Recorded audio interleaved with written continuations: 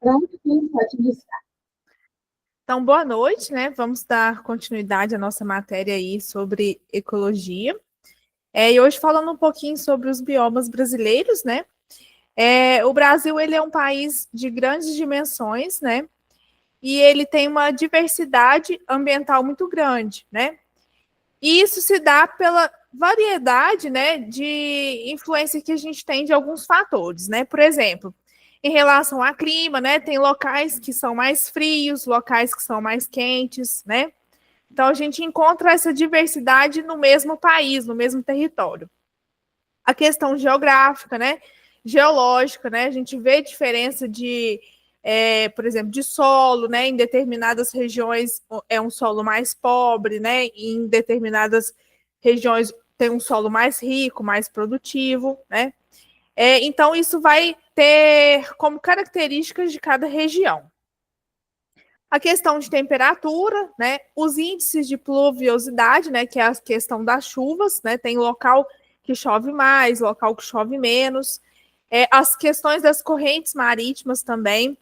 A intensidade de radiação solar, né? A gente vê que, por exemplo, no Nordeste do país, o índice de raios solares é maior, né? Do que na região sul, por exemplo, né? A presença de formações montanhosas em alguns locais, né? Então, isso se dá pela diferença dos ecossistemas dentro do nosso país. E essas condições, elas influenciam diretamente, né, as adaptações das espécies e a configuração do próprio bioma.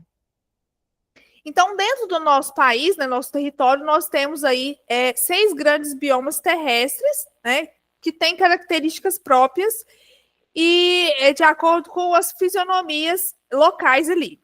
Então, a gente tem Amazônia, né, Cerrado, Mata Atlântica, Caatinga, Campos Sulinos, né, ou a gente conhece também por Pampas, e o Pantanal. E cada bioma desse, ele tem sua riqueza única, né, seja a questão de fauna, flora, paisagem, isso é muito complexo. Dentro de cada bioma, nós temos a porcentagem que eles ocupam dentro do nosso território. Né? Por exemplo, o bioma amazônico, né, ele é o maior que a gente tem no país e ele representa 49,3% do nosso território. Já o Cerrado, ele vem em segundo lugar, ocupando aí 23,9% desse território. Em seguida, seguindo de Mata Atlântica, 13%, Caatinga, 9,9%, Campos Sulinos, né, ou Pampas, 2,1%, e o Pantanal com 1,8%. Então, temos aí as suas áreas, né, em quilômetros quadrados, e o que cada um representa dentro desse território. Falando um pouquinho sobre o bioma amazônico, né, é o maior bioma brasileiro que a gente tem, e o bioma também com maior diversidade do planeta, né? A floresta amazônica, ela se estende por 9 países da América do Sul e 60% da sua área está localizada no Brasil, atingindo a nossa região norte e uma parte do estado do Mato Grosso. O estado da Amazônia, ele representa aí a sua maior bacia hidrográfica do mundo, né? Que a gente conhece como a bacia do Rio Amazonas. E essa bacia ela tem um papel muito importante na dinâmica ecológica e na vida das populações locais ali. Seja através da navegação fluvial, não sei se vocês sabem, mas não existem muitas estradas, né? Por exemplo, principalmente na floresta amazônica, não se tem muito por terra, né? A maior parte da navegação é de via fluvial, pelos rios, né? É a principal forma de transporte que tem. Isso vai conectando as comunidades, as cidades, né, em meio aí à floresta. E a biodiversidade amazônica é intensa, única, tem milhares de espécies endêmicas, né? O que é uma espécie endêmica? É espécie que só encontra-se ali, né, naquele local. E algumas mesmo que não são tão conhecidas pela ciência. Essa riqueza biológica representa um patrimônio genético inestimável, essencial para as pesquisas, para o equilíbrio ecológico e descobertas medicinais também. A Amazônia ela possui alguns recursos minerais, né? e nem tudo que está ali está mapeado, né, ou é de conhecimento. Então, algumas empresas atuam naquela região, movimentam aí bilhões de reais nas atividades de exploração, e tem também um grande debate em relação à sustentabilidade e preservação da própria floresta, né? Agora, falando um pouquinho sobre o solo e a circulagem de nutrientes. Apesar, né, da gente ter uma grande variedade de vegetação, são árvores exuberantes, né, grandes ali, o solo ele é pobre de nutrientes, né? A floresta ela se mantém graças ao rápido ciclo de reciclagem da matéria orgânica, né? Então a matéria orgânica cai, as folhas caem, né? Matéria orgânica, isso impulsiona com que a floresta se mantenha de pé, né? Junto com a alta temperatura e umidade também. E quando a floresta ela é derrubada, né, seja para exploração da madeira ou questão agrícola, esse solo ele vai perder a sua capacidade produtiva, resultando em um baixo rendimento e degradação ambiental. Falando um pouquinho da fisionomia da vegetação ali, a vegetação predominante é a floresta ombrífula densa, né, marcada por árvores gigantescas. Essas árvores ultrapassam aí 60 metros de altura. Tem copas bem fechadas, né? O que impede um pouco a luz solar, com que essa luz chegue ao solo, tornando um subbosque bem denso, com plantas, poucas plantas herbáceas, principalmente a questão das palmeiras. Já nas copas dessas árvores, né, a gente encontra aí as epífitas, né? São o que é epífitas, né? São aquele grupo, bromélias, orquídeas, né? E também as lianas, né, que são cipós que se entrelaçam ali nas árvores. Tipos de floresta e inundações, né? A Amazônia ela apresenta 3 tipos de principais de vegetação, definidos aí pela frequência de alagamentos, né? A gente tem a mata de terra firme, ela está localizada nas áreas mais elevadas, não sofre inundação, abriga aquelas espécies que não toleram muito a questão de solos encharcados. Já a mata de várzea, né, ela está sujeita a inundações periódicas, tem uma vegetação adaptada a esse regime hídrico, né, visto que a floresta chove muito. A mata do Igapó, né, ela permanece inundada a maior parte do ano, com floresta altamente especializada, né? Então, realmente, espécies que vão conseguir se adaptar e viver ali. E a gente tem alguns desafios da questão de conservação. A gente tem leis, né, específicas que tratam da proteção ambiental, né? A gente tem o nosso Código Florestal, as áreas de preservação permanente, né, que são aquelas que a gente não pode, né, mexer ou ter algum tipo de atividade econômica. O controle da devastação é complexo, né? A floresta ela é frequentemente derrubada, seja para questão de pastagem, pecuária, a extração ilegal da madeira, e também a questão da implantação de culturas agrícolas em larga escala. Essas atividades elas vão colocar o equilíbrio ecológico da região em risco, né?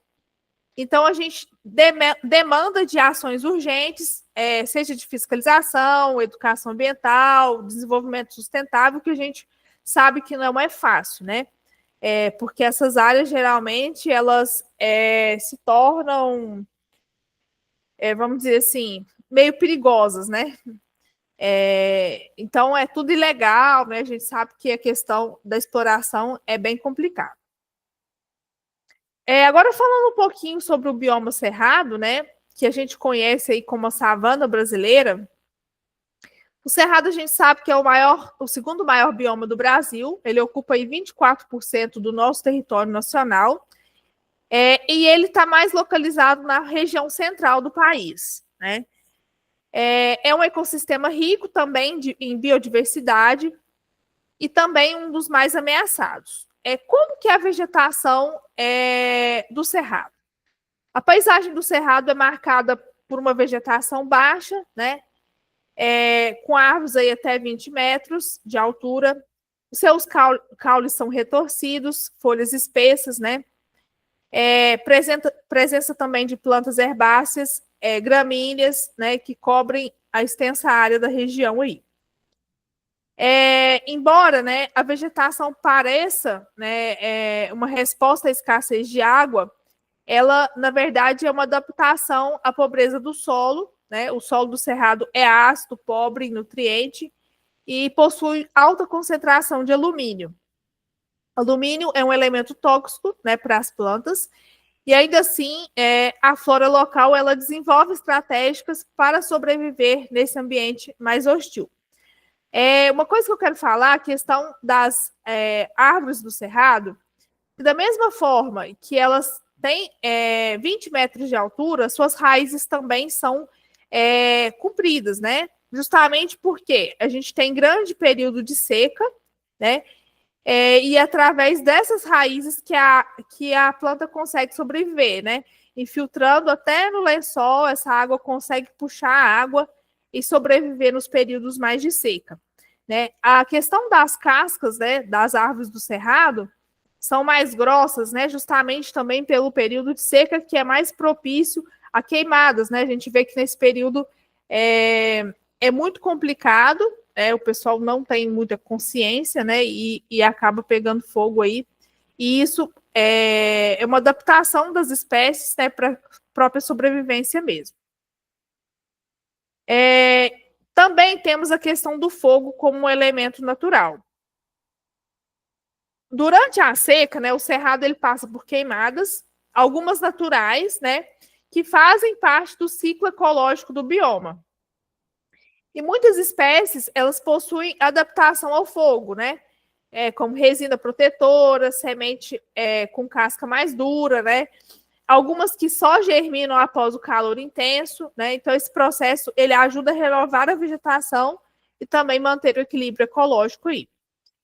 Falando um pouquinho sobre a fisionomia do cerrado, a vegetação do cerrado apresenta diferentes fisionomias, né? Classificadas aí de acordo com a densidade das plantas, né? Então a gente tem o cerradão, que tem a fisionomia mais florestal, né? Com vegetação mais densa, as árvores são maiores.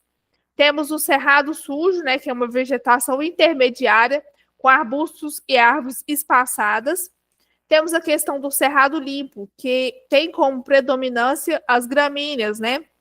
Poucas árvores ou poucos arbustos também. Essa diversidade contribui para a complexidade ecológica do bioma. Agora, falando um pouquinho sobre a fauna, né? A fauna do cerrado é riquíssima e também ameaçada.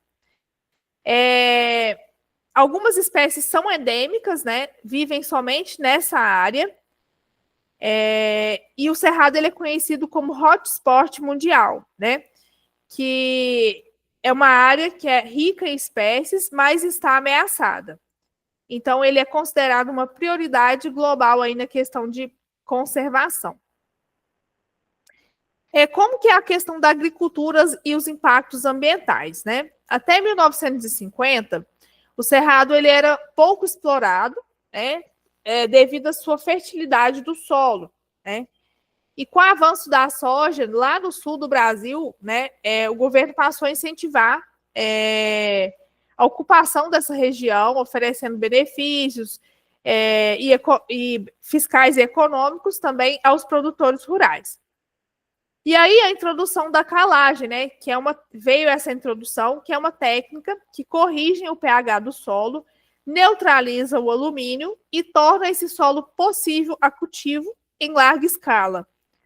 Então, a construção de Brasília, com a construção de Brasília e a expansão da malha rodoviária, né, isso facilitou um pouco o escoamento da produção, transformando o Cerrado em um dos principais polos agrícolas do país, né? No entanto, esse crescimento ele veio acompanhado dos impactos ambientais, né? Um desmatamento acelerado, sem muito controle, a perca da biodiversidade local, a degradação dos recursos hídricos, né? Então, isso tudo vem num pacote só, né? E, de certa forma, às vezes são impactos que se tornam irreversíveis. Falando um pouquinho da Mata Atlântica, né? A Mata Atlântica é um dos biomas mais ricos que a gente tem, também ameaçado, né? dentro do país. E a Mata Atlântica ela se estende por toda a faixa litorânea, né, desde o Rio Grande do Norte até o Rio Grande do Sul. Abrange aí as áreas densamente povoadas, né, economicamente desenvolvidas, né, por questão de turismo, né, e outros fatores, e também é um bioma que sofre ações humanas ao longo da sua história. Também é conhecido como hotspot, né, mundial da biodiversidade. A Mata Atlântica ela abriga variedade de espécies endêmicas que também só encontramos ali. E aí a gente tem 7% da cobertura original preservada, né, hoje, atualmente, né, que não foi modificada, e isso representa menos de 1% do território total de Mata Atlântica. Essa perda ela é resultado da exploração, né, desde lá na chegada dos portugueses, através do extrativismo, né, a questão da exploração do pau-brasil, o próprio crescimento urbano, né, a expansão imobiliária, a questão de turismo também, tudo isso influenciou, né, para a degradação desse bioma. Como que é a diversidade e fisionomia desse bioma? Ele se estende, né, na questão do litoral, né? Então ela apresenta variações edáficas e climáticas que definem aí o tipo de vegetação, né? A gente tem florestas densas, né? Que são mais comuns, como as árvores que podem atingir aí 60 metros de altura. São um pouco mais baixas que as árvores da floresta amazônica, né? Possuem estratificação vegetal, como herbáceas, arbustos, né? Epífitas também e lianas nas copas. Temos a questão dos manguezais, né? O manguezal ele é encontrado aí no encontro do rio com o mar, né? Onde tem um solo mais alagadiço e são influenciados pelas marés. A vegetação e a fauna elas são adaptadas a essa variação de salinidade, né? Tornando o manguezal uma área de alta produtividade biológica e é essencial para a reprodução, alimentação, abrigo de diversas espécies. E é uma área legalmente protegida. Já a restinga, ela ocorre em solos arenosos, né, próximos ao mar, com alta radiação solar, ventos intensos. Essas plantas elas são mais resistentes à perda de água, como com as folhas espinhosas, raízes mais profundas. A vegetação ela vai variar conforme a distância do mar. Herbáceas geralmente nas áreas mais próximas, arbustos em zonas intermediárias e árvores em áreas mais afastadas, né, que podem formar matas temporariamente alagadas. Já as matas decíduas, né, encontram-se nas regiões montanhosas, onde há maior variação climática, com períodos aí frio e seca. Essas árvores elas perdem suas folhas nos períodos menos favoráveis, em altitudes elevadas, e podem dar o lugar a uma vegetação rupestre, né, com plantas mais espinhosas e resistentes também à seca.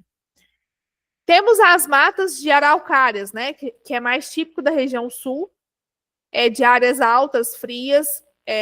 Também temos nos estados de São Paulo, Rio de Janeiro, Minas Gerais, são dominadas pela araucária angustifolia, conhecida como pinheiro do Paraná, e a semente é o pinhão, né, que muitas das vezes a gente vê aí nos pratos típicos, né, de regiões, determinadas regiões.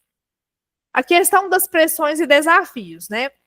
A devastação da Mata Atlântica, ela começou lá na colonização, continua até hoje, e a gente tem alguns impactos, né? A exploração do pau-brasil, por exemplo, levou à extinção dessa espécie em menos de 50 anos.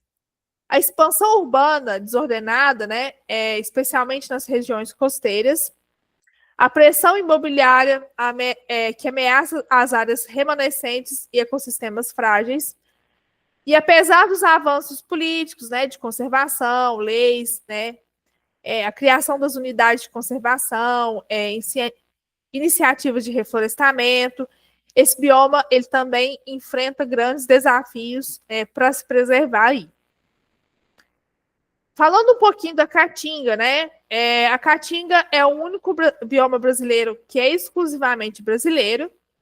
Ele ocupa o interior da região Nordeste e alguma parte do norte de Minas Gerais. A principal característica desse bioma é a escassez de água. Isso está associado ao clima quente e seco, né, que é típico aí das regiões semiárido. E apesar das condições adversas, esse bioma abriga uma diversidade de vida, né, marcada por adaptações extraordinárias. Como que é a vegetação, né, da Caatinga? A flora da Caatinga ela desenvolve características para sobreviver à aridez, né? E temos algumas principais adaptações, né? As folhas são mais resistentes, espessas, a presença de espinhos, baixa estatura dessas plantas, né?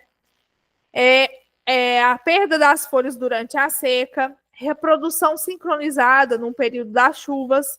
Então, essas características, elas contribuem e permitem, né, que as plantas economizem água e resistam aí aos longos períodos de estiagem. A vegetação ela é composta por arbustos, cactáceas, né, bromélias, árvores de pequeno porte, né, como o juazeiro e o umbuzeiro, que são característicos dessa região. Tem a questão também dos brejos da Caatinga, né? Em algumas áreas mais montanhosas, né, ocorrem as chamadas brejos de Caatinga, que são regiões com maior disponibilidade de água e clima mais ameno.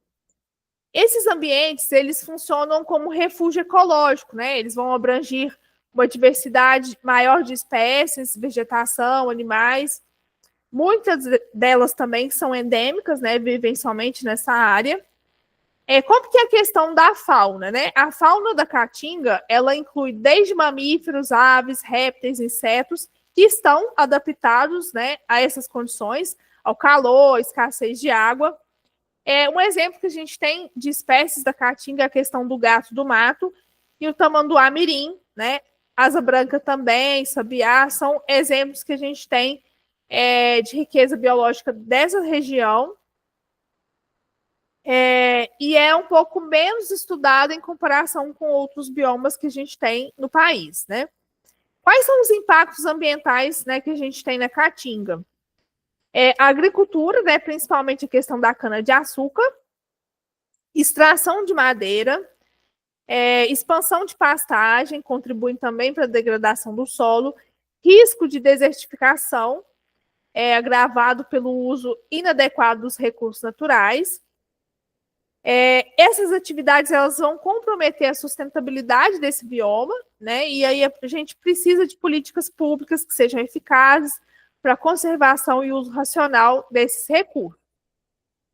Falando um pouquinho do bioma Campos Sulinos, né, que a gente conhece como Pampas, é uma imensidão das planícies, né? O Campos Sulinos ele é conhecido como Pampas, são biomas compartilhados entre o Brasil, Argentina, Uruguai, caracterizado por extensas planícies, né, pastagens e paisagens abertas, né, dominadas aí pela vegetação rasteira.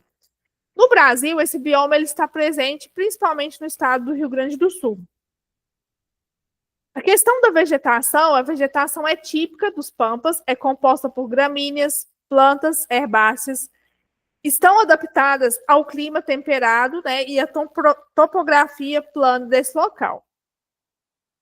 Essa cobertura vegetal ela vai favorecer, né, a presença de herbívoros, como veados, tatus, capivaras, e uma rica variedade de insetos e aves também. O solo é fértil, né, é uma das principais características desse bioma. Aliado também à questão geográfica, né, que é plana, né, ideal para atividade agropecuária. Não sei se vocês sabem, né, mas o estado do Rio Grande do Sul é conhecido como um dos principais produtores de arroz, né? Então, grande parte do arroz que vem para as outras regiões é cultivado na região do Rio Grande do Sul. Além de outros grãos, né, como trigo, soja, a questão da pecuária também Quais são os impactos ambientais que a gente tem nesse bioma, né? A questão da fragmentação dos habitats naturais, redução da biodiversidade e a substituição da vegetação nativa por pastagens e monoculturas também são impactos. Isso vai comprometer o equilíbrio ecológico desse bioma, então vai ser necessário que a gente tenha estratégias de manejo sustentável para preservar, né, os remanescentes naturais, a característica daquele local. A importância ecológica, né? Esse bioma ele não é tão conhecido, tão estudado também, mas eles têm um papel importante, né, na regulação climática, conservação do solo, manutenção da biodiversidade regional, e a preservação desse ecossistema é essencial para garantir a continuidade dos serviços ambientais que ele oferece.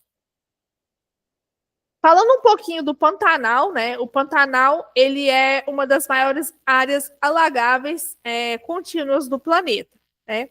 É o menor bioma que a gente tem no país, em questão de extensão territorial, mas é muito importante ecologicamente falando, né? Ele se localiza nas regiões de Mato Grosso do Sul, com a característica de grande planície, né, e moldado aí pelos regimes de bacias hidrográficas do Alto Paraguai, que provocam aí as inundações periódicas e transformam a paisagem ao longo do ano. Como que funciona a questão da dinâmica das águas nesse bioma, né? Durante os períodos de cheia, grandes áreas do solo ficam submersas, né, o que limita um pouco a questão da agricultura. Por isso, o cultivo de lavouras não é muito comum nessa região, né? Em contrapartida, a pecuária é extensiva e se adaptou bem ao ciclo das águas, né? Os rebanhos são deslocados para áreas mais altas e secas durante as enchentes. Isso permite a manutenção da atividade. O Pantanal hoje, ele é um dos principais produtores de carne bovina do Brasil, e isso também tem impactos ambientais significativos, né? Como que é a questão também da vegetação e fisionomia desse bioma? A vegetação pantaneira, ela é concentrada nas áreas mais elevadas, chamadas de cordilheiras, né? E apresenta uma fisionomia aberta, com árvores mais espessas, arbustos e gramíneas também. E essa composição vegetal, ela tem de resultado, né, alternância aí entre os períodos de seca e inundações, e aí isso exige um pouco de capacidade de adaptação das espécies, né? O Pantanal, ele é uma zona de transição ecológica, né? Ele recebe influência dos outros biomas, como Amazonas, Cerrado, Mata Atlântica, Caatinga, e isso contribui para a sua extraordinária biodiversidade. Como é a questão da fauna, né, nesse bioma? A fauna do Pantanal é uma das mais ricas do Brasil, abrigando aí mais de 650 espécies de aves, né, como nossa, que nome difícil, né, que é símbolo do bioma, cerca de 120 espécies de mamíferos, né, incluindo aí também a onça-pintada, que é bastante conhecida, o tamanduá-bandeira, o cervo do Pantanal. Temos uma grande diversidade de répteis, né, como jacaré, peixes e anfíbios também, que estão adaptados a essa variação hídrica. Essa diversidade faz do Pantanal um santuário natural e também é essencial para o equilíbrio ecológico e para o turismo sustentável, né? Quais são os desafios e conservação desse local? A gente enfrenta, né, algumas ameaças, né, como queimadas também, provocadas muitas vezes pela ação humana, a expansão da pecuária e da agricultura nas bordas do bioma, a construção de hidrelétricas e estradas também que alteram o regime natural das águas, e a conservação do Pantanal, ela exige ações integradas, né, com respeito aí ao ciclo das águas, promovendo um uso sustentável desse recurso natural também. Agora falando um pouquinho da questão de indivíduos, né, e seleção natural. Os seres vivos de uma mesma espécie, eles habitam uma determinada área, né, e isso a gente conhece como população. Cada indivíduo dessa população, ela está constantemente sujeita à seleção natural, né? Um processo evolutivo também que favorece características e aumentam as chances de sobrevivência e reprodução. E a gente tem algo que chama genótipo, né? Que é um conjunto das informações genéticas de cada organismo, e isso é fundamental. No entanto, a gente tem algumas influências, né? Como a questão do ambiente, né? Como esses genes vão se manifestar, né? E isso a gente também conhece como fenótipo, né? Quanto maior a diversidade genética entre os indivíduos, maiores são as chances, né, dessa população se adaptar às mudanças ambientais. A gente tem alguns tipos de organismos, né? Os unitários e modulados, né?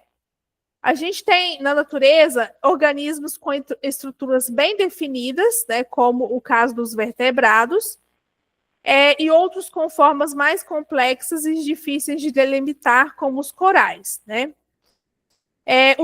Os primeiros são chamados de unitários, né, enquanto os segundos são conhecidos como modulados. Os modulados, eles podem crescer de forma diferenciada e eles podem se reproduzir de maneira clonal, né? Como é o caso das esponjas e de algumas plantas, né? Eles vão criar organismos idênticos. Quanto à diferença dos organismos de reprodução sexuada, né? Eles possuem um material genético exclusivo. Já quando esse mesmo organismo ele vai gerar novos indivíduos por reprodução assexuada também, como é o caso dos brotos, e os descendentes são geneticamente idênticos, né? Então, na questão sexuada, a gente vai ter um material genético que ele vai ser exclusivo, né? Independente de quantos indivíduos a gente vai reproduzir. Já na questão assexuada, né?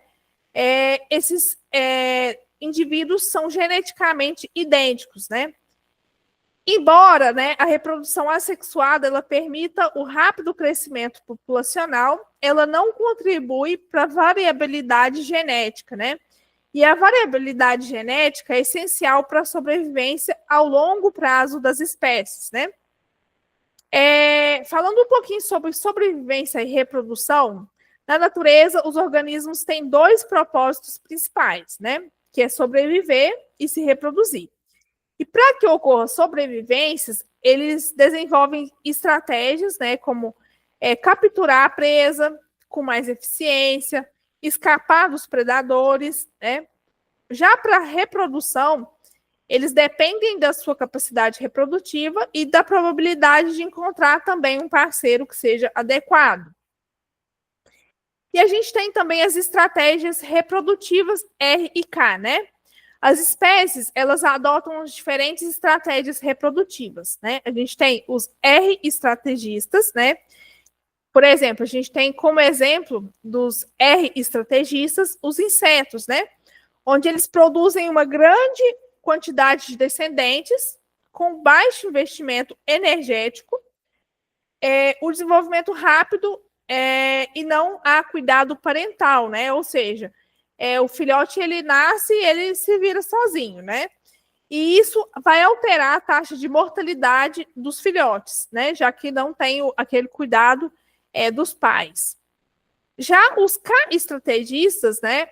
Como é o exemplo dos mamíferos, eles geram pouco descendente, né? Diferente dos R-estrategistas, mas eles investem em muita energia em cada indivíduo, né? Em cada descendente.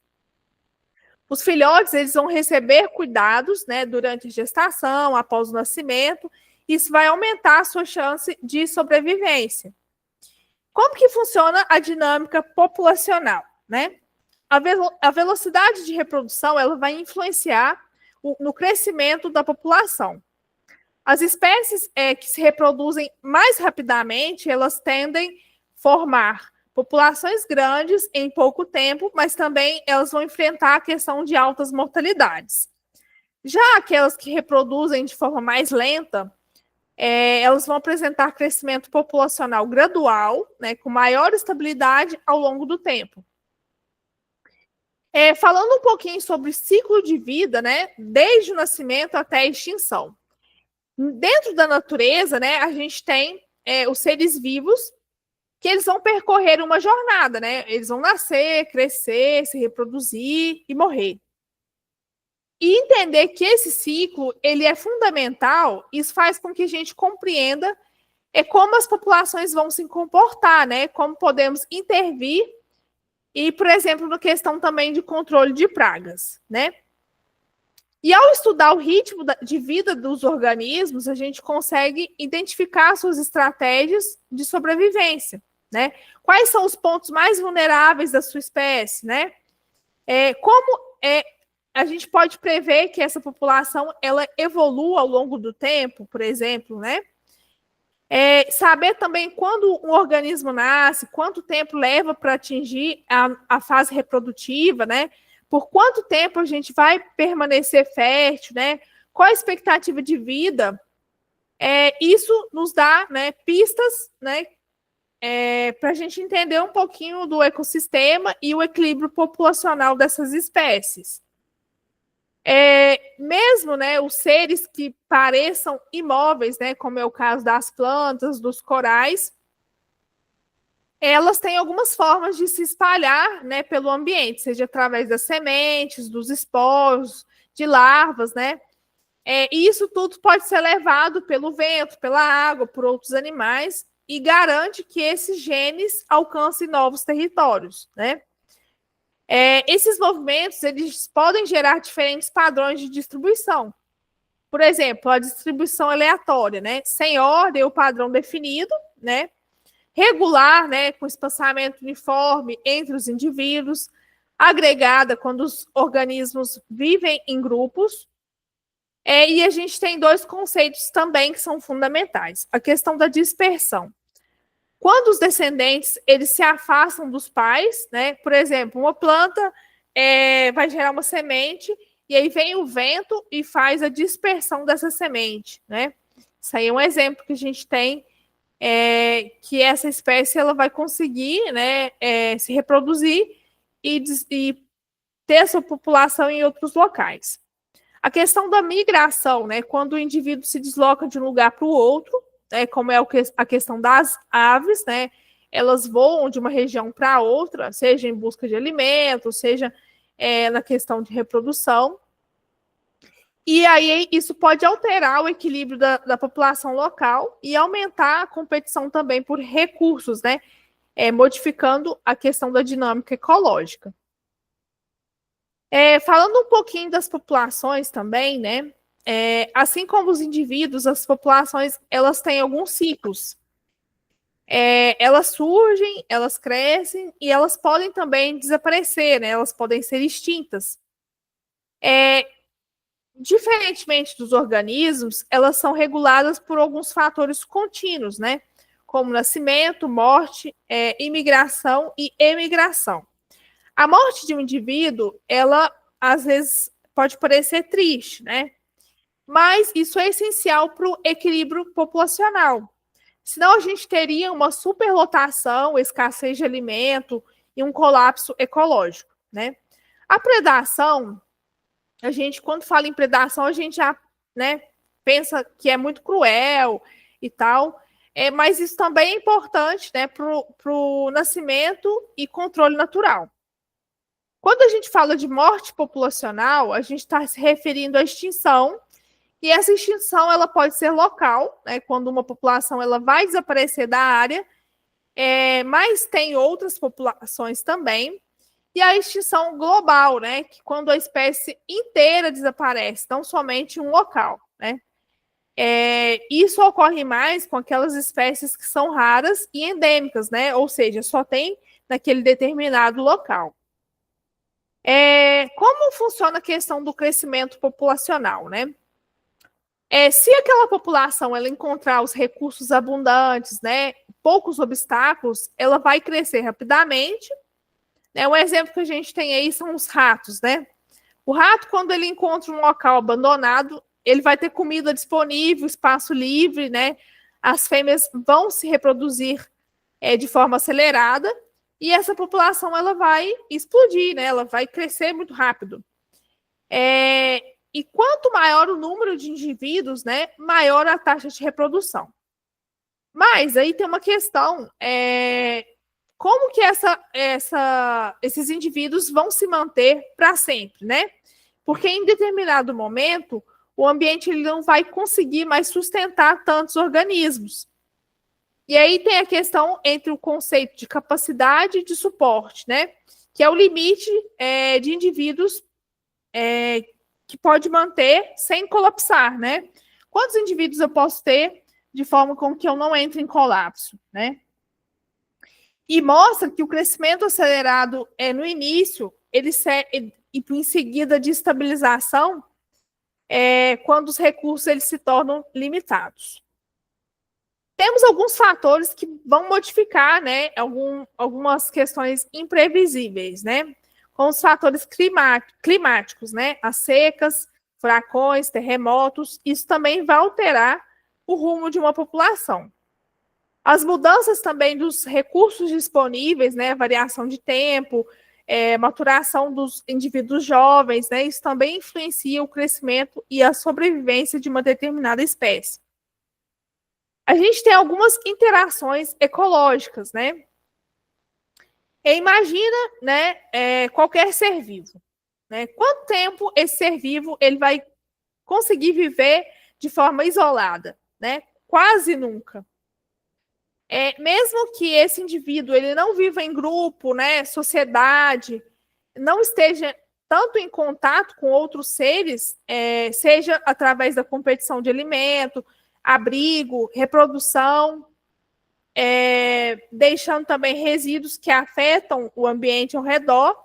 Essas relações entre os seres vivos, elas podem ser benéficas e prejudiciais ou neutras, né? Isso vai depender do impacto que causam em cada espécie que está envolvida. A gente tem algumas interações, né, entre os indivíduos aí. Predação, parasitismo, competição, comensalismo e mutualismo, né? Essas relações, elas não são fixas e elas podem evoluir com o tempo. Naqueles ambientes que são alterados ou em desequilíbrio, né, como a gente vê interações negativas vão predominar sobre positivas, né? Com o desenvolvimento do ecossistema, essas relações elas tendem a se tornar mais equilibradas, com maior presença de interações positivas ou neutras. A gente vai começar falando um pouquinho pelas interações em que pelo menos uma espécie ela sai prejudicada. Nesse caso, o organismo que vai se beneficiar, ele geralmente desenvolve algumas estratégias, né, para ter sucesso.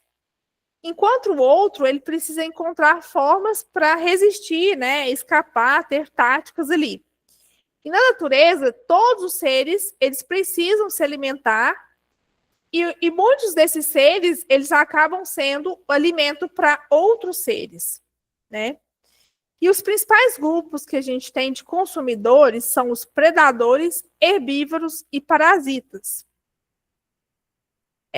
Apesar da diferença, né, todos esses consomem, né, todos esses consumidores eles reduzem a capacidade reprodutiva ou a sobrevivência das espécies que eles vão explorar aí, né? O exemplo que a gente tem é a predação. A predação ela vai ocorrer, né, quando um organismo ele vai fazer a captura e consumir outro, né? Um exemplo que a gente tem aí são os leões, né, quando vão à caça, por exemplo. A questão das cobras, quando elas engolem um roedor. E os predadores, eles possuem adaptações específicas que vão garantir o sucesso da sua caça. Por exemplo, né, o tamanho do predador é sempre maior que o da presa, né? Isso vai facilitar o domínio físico. Os dentes geralmente são especializados, né? Os carnívoros, eles têm caninos afiados, que facilita, né, no momento de rasgar a carne ali. Os herbívoros têm molares largos, né, para triturar os vegetais. Garras afiadas também, né, como a questão das aves de rapina.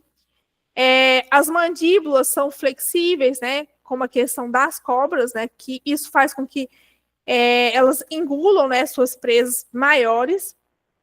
Geralmente elas têm um sistema digestivo adaptado, né, como nos herbívoros, que vão depender de micro-organismos para digerir a celulose dessas plantas. E além disso, esses predadores eles vão desenvolver alguns comportamentos, né, como camuflagem, a questão da velocidade, vão ser muito rápidos ao ser para aproximar das suas presas. E também as presas, elas têm algumas estratégias de defesa, né? Para não serem capturadas aí. A questão da camuflagem, né? Algumas têm uma coloração cripta, né? O corpo ele vai se misturar ao ambiente, como no caso do bicho de pau aí também, que a gente vê que ele é muito parecido com os troncos das árvores. A questão da coloração, né? Adversa aí, né? As cores vibrantes, elas vão indicar que aquele indivíduo é tóxico, né?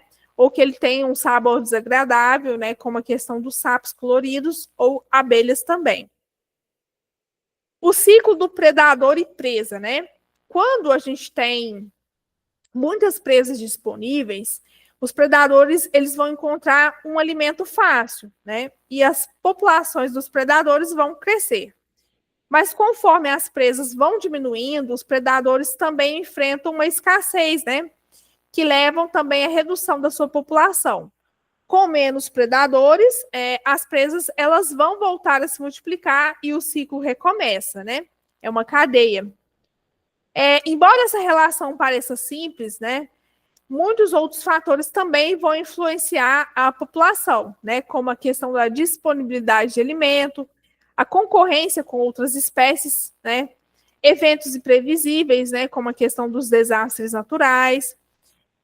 Mesmo que a morte de uma presa seja, né, cruel, isso também é essencial para o equilíbrio ecológico. Isso vai ajudar no controle e tamanho das populações, vai manter o ecossistema saudável e funcional. Então, é fundamental que isso aconteça. Falando um pouquinho sobre os herbívoros, né? Os herbívoros, eles compartilham, né, com os predadores o fato de terem uma dieta diversificada e diferente, né? E eles raramente causam a morte das suas presas, né? Por quê? Porque geralmente eles se alimentam de partes específicas, né, das plantas, como as folhas, as sementes, as flores, os frutos, né? A relação entre os herbívoros e as plantas ela vai revelar uma questão de adaptação, né, evolutiva aí.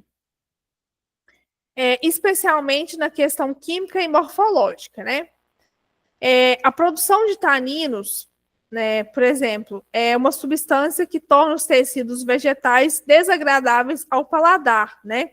E aí essas espécies que têm essa produção de taninos, elas vão ser mais difíceis, né, de serem escolhidas aí por suas presas. A questão de barreira física também, aquelas que têm espinhos, né, estruturas mais rígidas nas sementes, isso também vai dificultar. Elevada presença de lignina, né, e celulose, que vai dificultar a digestão, né, por serem mais fibrosos. A síntese, né, dos compostos tóxicos secundários também vai ser outro fator que vai contribuir, né, para dificultar aí para as presas. Os herbívoros, eles vão desenvolver mecanismos para superar as suas defesas, né? Eles podem modificar o seu sistema digestivo, né? Em parceria com micro-organismos, né? Bactérias, protozoários. Isso faz com que quebre os compostos complexos, né? Como é o caso da celulose. Outra questão é as rotas metabólicas, né, que são alternativas para neutralizar as toxinas, presentes em algumas espécies, né? Elas vão ter preferências por folhas jovens, né, que são menos fibrosas, mais fáceis de digerir. E como os predadores regulam a população de presas, os herbívoros também influenciam diretamente o tamanho das populações vegetais. Falando um pouquinho sobre o parasitismo, né? Quantas espécies vocês acham que vivem no nosso corpo, né? Muitas espécies, né, vivem conosco, né? E nem todas são parasitas. Um parasito, ele é um organismo que vive em estreita associação com outro, né? Que no caso é o hospedeiro, na qual ele vai retirar os seus recursos, não vai causar prejuízos, né? Como, por exemplo, provocar sua morte, nem nada disso. O início dessa relação, ela vai ter alguns impactos negativos, né? Por exemplo, a questão de insetos, né, gerando flutuação populacional que podem levar à extinção de ambos. Com o tempo, a seleção natural ela vai suavizar esses efeitos, né? Como a questão de exemplo que a gente tem o experimento com moscas domésticas, né, e suas vespas parasitas. Onde, inicialmente, a ação das vespas quase extinguiu a população de mosca. E após 2 anos, a taxa de crescimento das vespas caiu, permitindo a coexistência das espécies. Já a competição, ela surge quando 2 organismos disputam um recurso escasso, né? Se o recurso fosse abundante, não haveria essa disputa.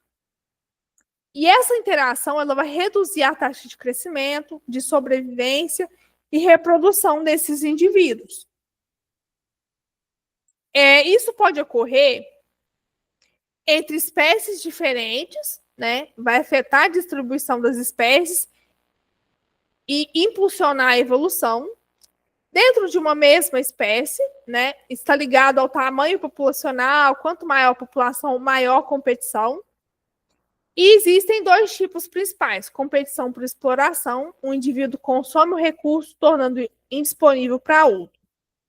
Um exemplo que a gente tem é a questão do morcego, né, que vai comer o fruto. E a competição por interferência, né? Quando há confronto direto entre os competidores, né? Um exemplo que a gente tem é a disputa por machos por fêmeas, né? A competição ela pode levar à separação dos nichos ecológicos, conhecido aí como o princípio da exclusão competitiva. Se 2 espécies competem intensamente pelo mesmo recurso, uma tende a excluir a outra e se especializar em outro nicho. Que mais? Tem a questão das trocas benéficas, né? Na natureza, a gente tem interações em que uma ou ambas espécies se beneficiam, né? Isso não vai causar danos para nenhuma das duas. E essa relação ela pode ter evoluído a partir de interações prejudiciais. Falando um pouquinho do comensalismo, né, onde uma espécie é beneficiada enquanto a outra permanece neutra. Um exemplo são as bromélias, né, que crescem nos troncos das árvores, elas vão ganhar luz, água, mas não vão prejudicar a árvore, né? No entanto, se houver um excesso de bromélias, o peso pode danificar ali os galhos das árvores, né?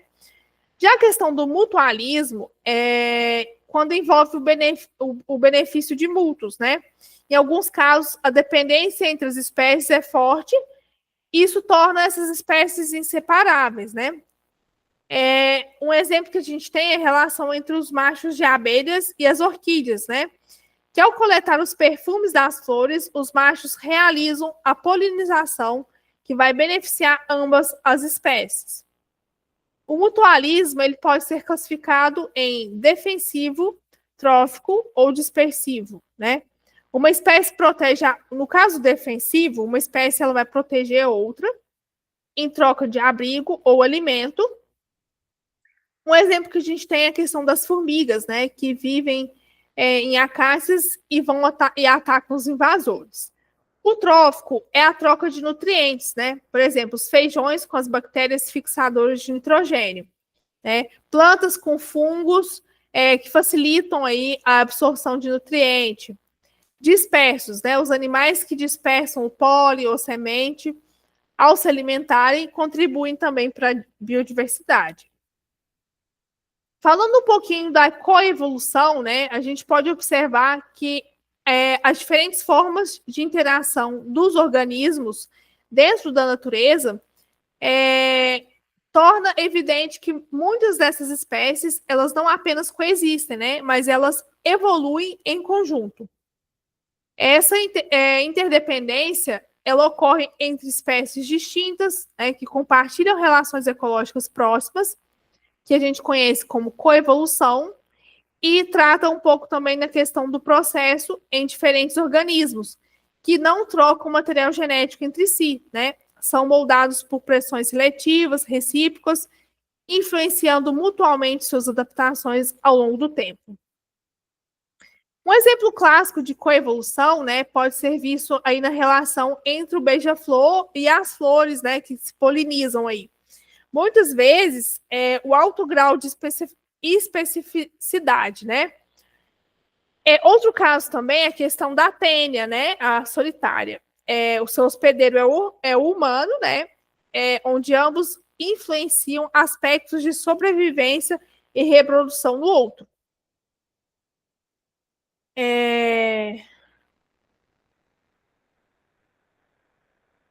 A energia.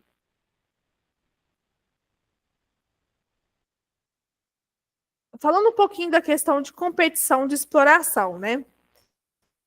Entre os beija-flores, pelo néctar disponível nas flores, o mutualismo entre os beija-flores e flores, né, onde ambos se beneficiam, e o pássaro também ele vai obter alimento e a planta vai ser polinizada. O parasitismo, né, no caso dos ácaros sobre as flores e o consumo de néctar, e a questão de reproduzir a atratividade por polinizadores. O parasitismo por pilhagem, né, quando as aves retiram néctar sem realizar a polinização. O comensalismo, né, é um exemplo que a gente tem entre os ácaros e os beija-flores, já que o transporte não afeta o pássaro, né, mas vai beneficiar o ácaro.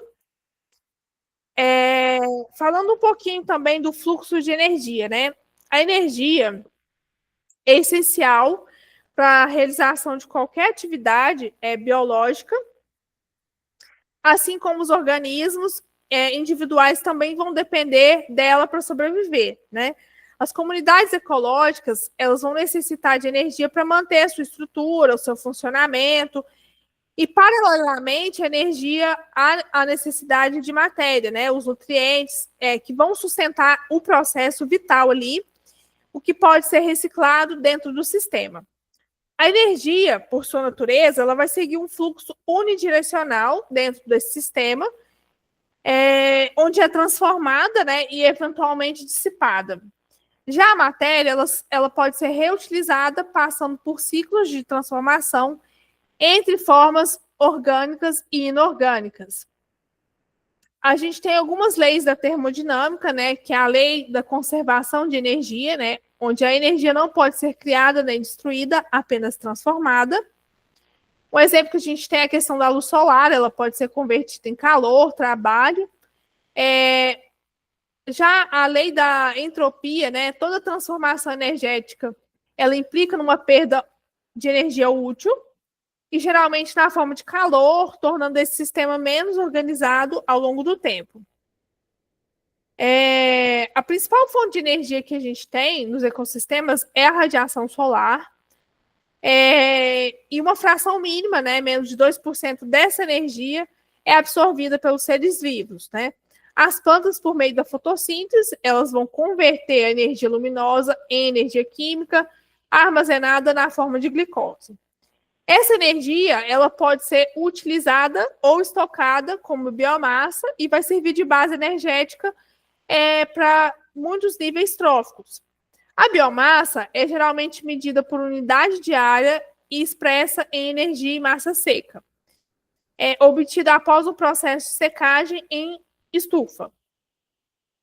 A questão do balanço energético do ecossistema, né, onde a produtividade ecológica representa o equilíbrio entre a energia captada e a energia que vai ser dissipada durante todo o processo metabólico, seguindo a segunda lei da termodinâmica, a gente pode compreender que nenhuma conversão energética é 100% eficiente, sempre vai haver perdas, né? Falando uma questão da produtividade primária, bruta, né? É onde o total de energia solar é convertido em energia orgânica pelas plantas pela fotossíntese. A produtividade primária líquida, né? Onde parte dessa produtividade que é efetivamente incorporada nos tecidos vegetais após descontar a energia gasta em respiração e metabolismo. A produtividade líquida da comunidade é energia orgânica que pertence no sistema após o consumo pelos heterotróficos, geralmente é medido, né, ao longo de uma estação do ano. A produtividade secundária, né, é a taxa de incorporação de energia pelos consumidores que vão assimilar a matéria orgânica já produzida nas plantas, né, e esse processo é mais uma assimilação do que uma produção. Falando um pouquinho de cadeia alimentar, né? Todos os seres vivos eles vão depender de energia para sobreviver. As plantas elas obtêm essa energia por meio da fotossíntese, enquanto os animais adquirem através do consumo de outros organismos. Esse fluxo de energia entre os seres vivos ele é chamado de relações tróficas, né? E é o que a gente conhece também como cadeia alimentar. Um exemplo simples que a gente tem, né? A questão, o milho, ele vai servir de alimento para os ratos, né? Por sua vez, os ratos, eles vão ser predados pelas cobras, e acabam sendo caçados pelas águias. E esse é um dos exemplos, né, que a gente tem que é possível, já que os predadores, eles costumam ter uma dieta variada, que permite que diferentes cadeias se conectem, né? E uma rede de interação entre várias cadeias alimentares a gente chama de teia alimentar. Cada etapa de transferência de energia é chamada de nível trófico. E a energia medida que a energia passa de um nível para outro, ela vai se dissipando.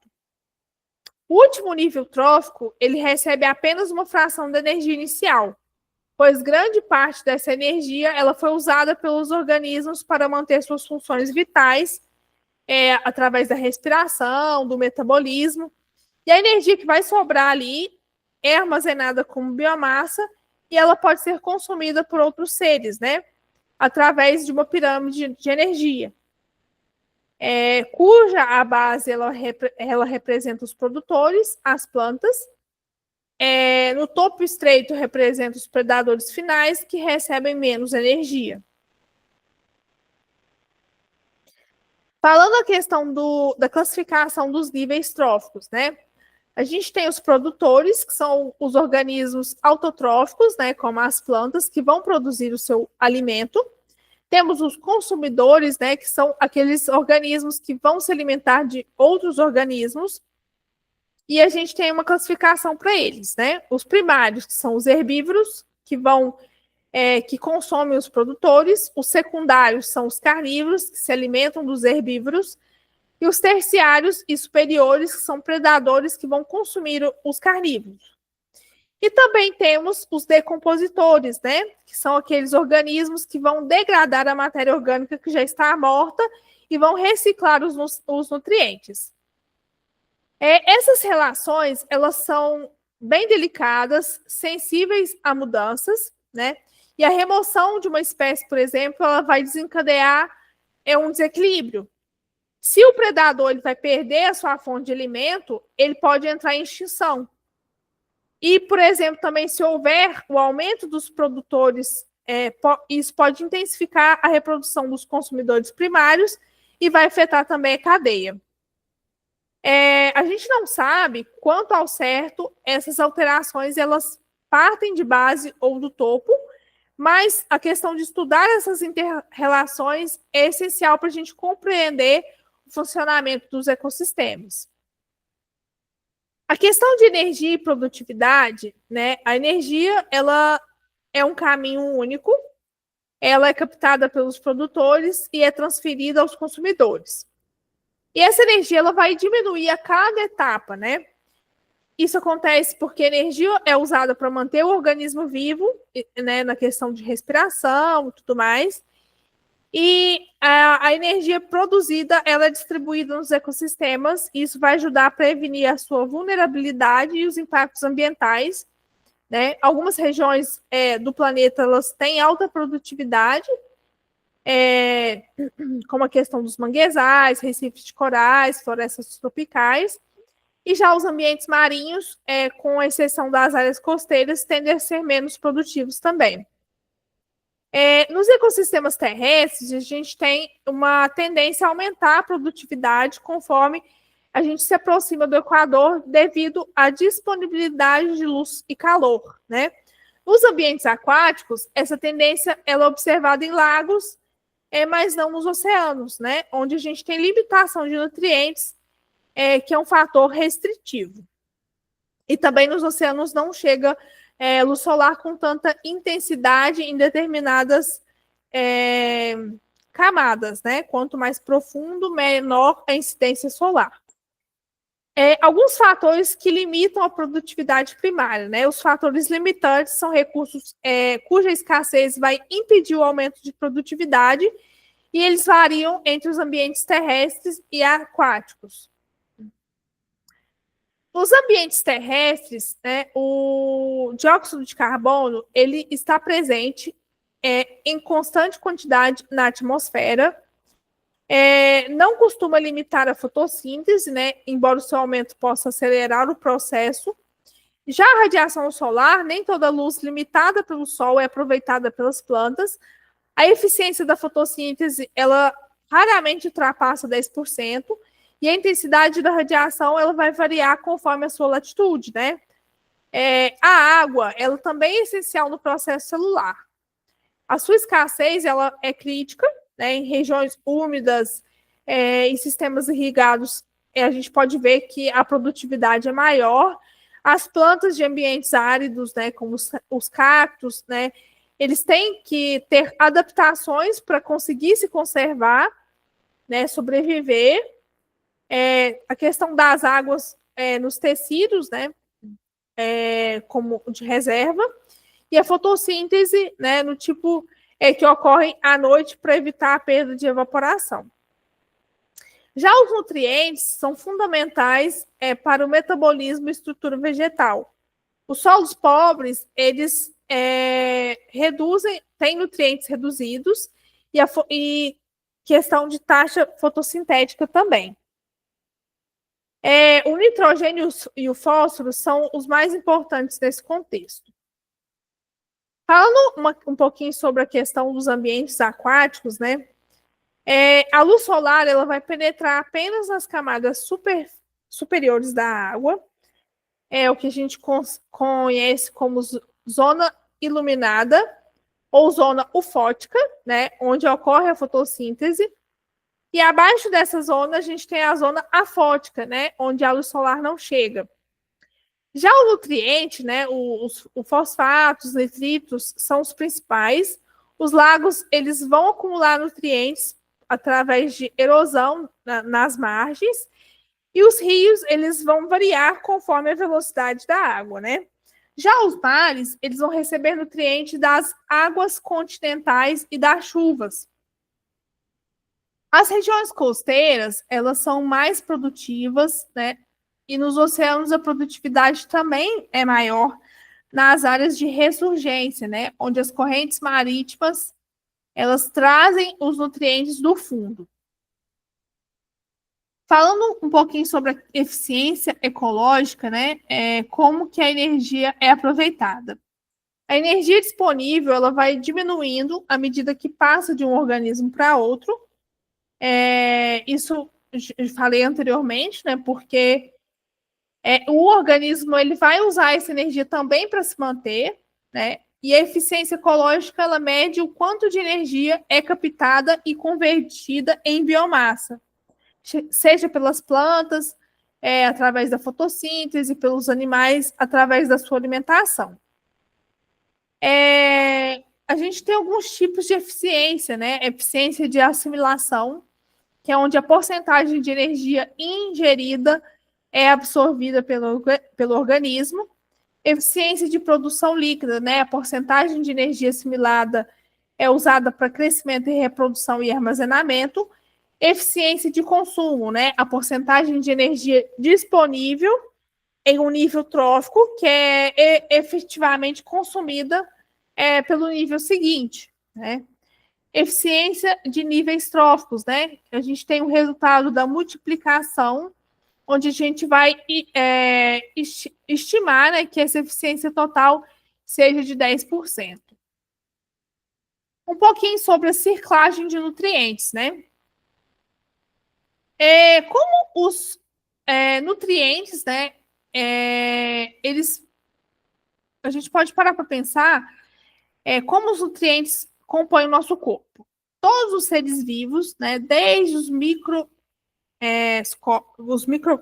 microscópicos, né, os protozoários, desde os grandes organismos, né, como baleias, né, todo mundo depende de nutriente para construir as suas estruturas, realizar as suas funções vitais, né, se reproduzir, crescer, ter a questão do metabolismo funcionando, né, e cerca, né, dos 100 elementos químicos que a gente conhece, 40 são indispensáveis à nossa vida, como carbono, hidrogênio, oxigênio, nitrogênio,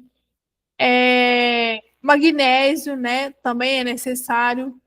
E essas ausências desses nutrientes, elas podem comprometer as funções essenciais do organismo. Os nutrientes, eles estabelecem uma conexão constante entre os seres vivos e o ambiente em que eles vivem, né? Eles circulam de forma orgânica e inorgânica em um processo chamado ciclos biogeoquímicos. A reciclagem natural, ela nos permite que esses ecossistemas funcionem, revelando aí a velocidade que os nutrientes são disponibilizados e armazenados, né, como biomassa ou reservas minerais. Um pouquinho sobre a ciclagem de diferentes ambientes, né? Nos ecossistemas terrestres, a maior parte das transformações elas ocorrem entre o solo e os organismos decompositores, mantendo os nutrientes próximos ao local de origem. Já nos ambientes aquáticos, essas transformações elas vão acontecer nos sedimentos. Isso pode ser transportado por longas distâncias. Isso vai ser aproveitado pelos organismos em regiões distintas. Quando a gente compara, né, o caminho dos nutrientes com o da energia, a gente pode perceber uma diferença fundamental enquanto a energia flui, né, em uma única direção. Essa energia ela não consegue ser reutilizada, os nutrientes eles podem sim ser reciclados, né? Eles não são criados apenas para a gente transformar e redistribuir. Né? O carbono, por exemplo, presente no gás carbônico atmosférico, ele pode ser absorvido por uma planta, incorporado à sua biomassa, consumido por um animal, eliminado como resíduo e, após decomposição, retornar ao ambiente para ser reutilizado. Né? Então, é muito interessante, né? Como a gente pode observar essa questão da ciclagem nos ambientes. Deixa eu só ver aqui uma questão que eu queria passar um vídeo para vocês falando um pouquinho sobre a questão dos biomas, né? Antes que a gente termine a aula.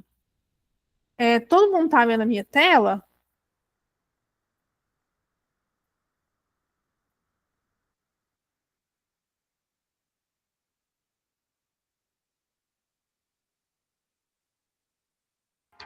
Sim, eu tô vendo. Tá escutando o áudio? Tá saindo o áudio? Tá sim. Tá bom.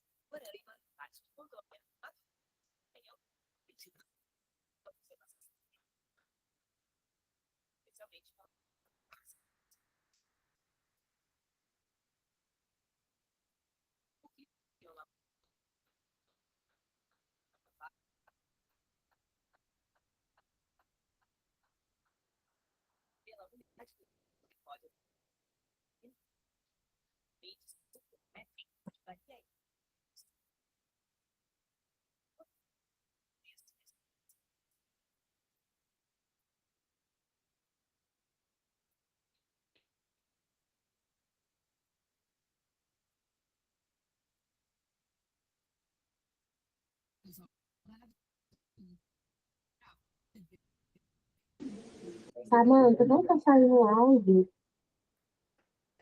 Não tá saindo? Não. Oh, meu Deus.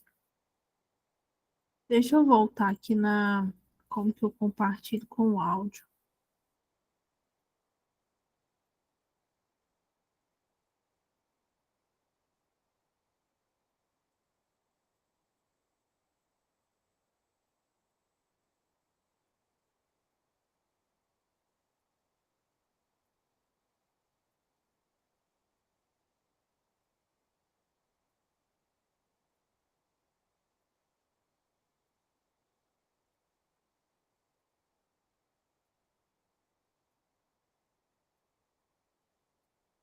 Agora tá dando pra. Vamos ver se vai dar certo. Tá dando pra ouvir? Ainda não.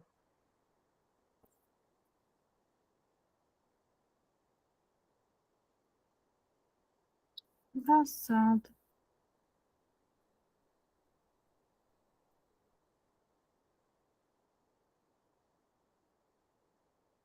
Olivia, se eu te mandar o link, você projeta pra mim? Eu não consigo, eu tô com 3 aulas, Samanta. Aí vai sair o áudio das minhas aulas, não vai sair do seu vídeo, entendeu? Entendi. Faz o seguinte, coloca o link desse vídeo no seu slide, e aí eu anexo para ele com esse, e aí eles conseguem acessar o vídeo.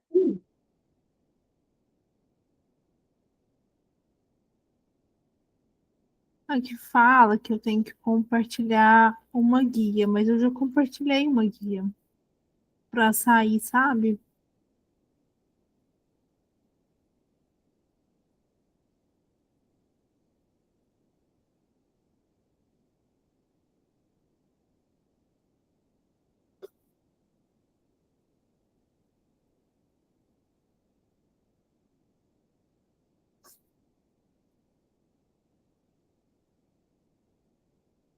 Muito estranho.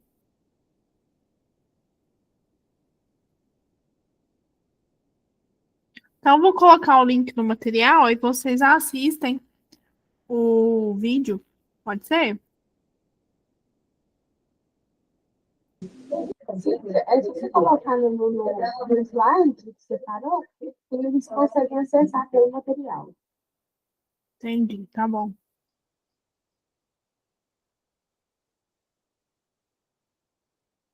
Então, voltando aqui, né? Não deu certo o vídeo. Falando um pouquinho do reservatório de nutrientes, né? Esses nutrientes, eles podem transitar entre os ambientes terrestres, aquáticos, né, atmosféricos, e isso vai alterando né, as formas orgânicas, né? Ou seja, a biomassa. E inorgânicas também, né, como os minerais e os gases, né? Esses locais de armazenamento, eles são chamados de pols, né? E eles podem ser divididos, né, em reservatório, na questão lábio ou circlagem, ciclos gasosos, ciclos sedimentares, ciclos da hidrosfera. Falando um pouquinho sobre a questão de reservatórios, né, onde há grandes depósitos, geralmente não biológicos, né, com baixa taxa de troca. Por exemplo, as rochas e os oceanos nas partes mais profundas. Já na questão lábio ou de circlagem, né, os compartimentos são menores, mais dinâmicos, né, onde há troca rápida entre os organismos e o meio. E os ciclos, eles podem ser classificados conforme o tipo de reservatório principal, né? A gente tem os ciclos gasosos também, onde o reservatório está na atmosfera, né? Por exemplo, gás carbônico, oxigênio, nitrogênio, são menos sensíveis a perturbações e eles vão se ajustar de forma mais fácil às mudanças ambientais também.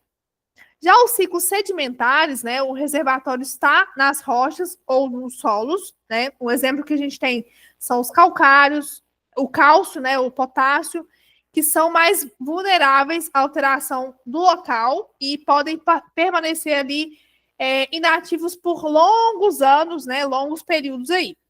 O ciclo de hidrosfera, né, onde os nutrientes estão em sedimentos marinhos ou rochas submersas, né? Um exemplo que a gente tem são os fósforos, os nitratos, né? Podem ficar estocados ali por muito tempo e serem trazidos também à superfície por correntes ou por erosão também. Falando um pouquinho sobre o ciclo da água, né? A água ela passa por transformações, né, físicas no seu ciclo. E a maior parte dessa água está presente nos oceanos e uma pequena fração disponível aí nos rios e nos lagos, ou de forma subterrânea, nas geleiras e também na atmosfera como vapor, né? O ciclo depende da energia solar, né, para acontecer a evaporação da água no estado líquido, né, formando aí o estado gasoso e, consequentemente, as nuvens, né, onde vai ter a evaporação e tudo mais, e depois as chuvas. Né? O vapor, ele também é liberado pela respiração, né, de nós, seres vivos, e pela evapotranspiração das plantas, né? Essa água, ela vai retornar à superfície por meio de precipitação, né, através das chuvas, neve, granizo, né, sendo aí absorvida pelo solo, alimentando também os corpos de água. A água, ela é essencial para a gente sobreviver, né? Ela é também um solvente universal, ela compõe estruturas dos organismos, né? Nossas células e tudo mais. No entanto, a qualidade dessa água, ela pode ser comprometida pelas ações humanas, né? Seja através de desmatamento, que vai compactar o solo, né? Vai dificultar a infiltração. A questão da poluição também, que vai alterar a propriedade física, química e biológica dessa água, muitas das vezes tornando imprópria para consumo. A água vai acabar, né? A água não, mas a água de qualidade, água boa, sim, né? A gente tem grandes chances de ter esse recurso bem comprometido aí com o passar dos anos. Aqui cortou um pouquinho, peraí. Falando um pouquinho sobre o ciclo do carbono, no ambiente terrestre, né, o carbono ele circula, né, através da fotossíntese e da nossa respiração. Já no ecossistema aquático, ele vai entrar pela questão da difusão direta, né, que ele vai dissolver a água e vai formar o ácido carbônico. Né? Esse processo ele é essencial, né, para que os oceanos eles atuem como grandes reservatórios de carbono e vai ajudar a regular a concentração da atmosfera e mitigar o efeito estufa. Outra forma que a gente tem também é a reciclagem do carbono nos oceanos, né, e a sua precipitação em forma de calcário ou dolomita, né, que vai acumular-se nos sedimentos marinhos É um processo bem lento, mas contribui para o armazenamento do carbono em rochas sedimentares, né? Falando um pouquinho sobre o efeito estufa, o efeito estufa é um fenômeno natural, né, que mantém as temperaturas da Terra estável, né? O gás carbônico na atmosfera ele vai permitir a entrada de radiação solar e vai impedir que todo o calor que escape para o espaço, né, funcionando aí como um vidro, uma estufa, né? Porém, quando há o aumento do CO2, né, passando, né, de, por exemplo, 280 para 370 que a gente tem atualmente, isso identifica esse efeito, né? Isso vai aumentar as temperaturas globais, né? Esse crescimento ele está ligado à queima de combustível, né? Como carvão, petróleo, a questão das indústrias, né? E as consequências que a gente tem são os derretimentos das geleiras, o aumento do nível do mar, alteração dos ciclos reprodutivos, né? Tanto das plantas, dos animais, a questão hídrica também, impactos na agricultura, né, nas regiões costeiras, onde também a gente vai correr o risco de alagamento. As áreas férteis também podem se tornar improdutivas. Falando para a gente fechar a aula de hoje, né, um pouquinho sobre ciclos biogeoquímicos, né, e sucessão ecológica, né? A gente tem o ciclo do fósforo, né? O fósforo ele é vital para os seres vivos. Ele compõe os ácidos nucleicos, estruturas dos ossos, dos dentes, né? E o principal reservatório de fósforo são as rochas sedimentares, né? Essas rochas, elas estão presentes em ambientes aquáticos, né? A chuva, ela transporta o fósforo para os rios, para os lagos, onde ela reage com o ferro ou o cálcio, né? Formando os compostos insolúveis que se depositam no fundo em locais poluídos. O excesso de fósforo ele pode causar proliferação de algas e reduzir também o oxigênio da água, o que vai levar à morte dos animais, né, num fenômeno que a gente conhece como eutrofização. No solo, as bactérias elas vão converter o solo em fosfato, o fósforo em fosfato, de forma assimilável, né, pelas plantas. E os animais também desenvolvem o ambiente por meio de excreções, né, mantendo o ciclo, né, ativo aí. Já o ciclo do enxofre, o enxofre é essencial para a formação das proteínas, ele está presente nos aminoácidos, né, ele circula entre o solo, a água, a atmosfera, por meio dos processos de respiração anaeróbica e de bactérias. Nas atividades vulcânicas, né, em ambientes sem oxigênio, e as bactérias, né, elas realizam a quimiossíntese, né, que vai liberar o sulfeto de hidrogênio, responsável pelo odor de ovo podre nas áreas poluídas. Esse gás ele pode reagir com o ferro, né, formando o sulfeto de ferro comum nas minas de carvão. E quanto mais exposto o ar, né,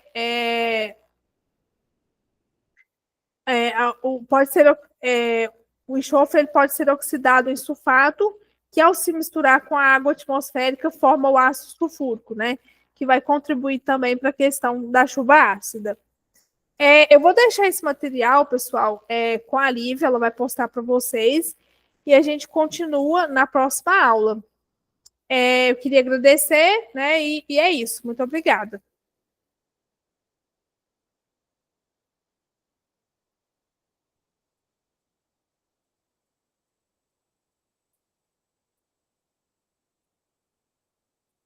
Lívia, você consegue parar a gravação, por favor? Anda, Amanda, só finalizar. Pode sair já.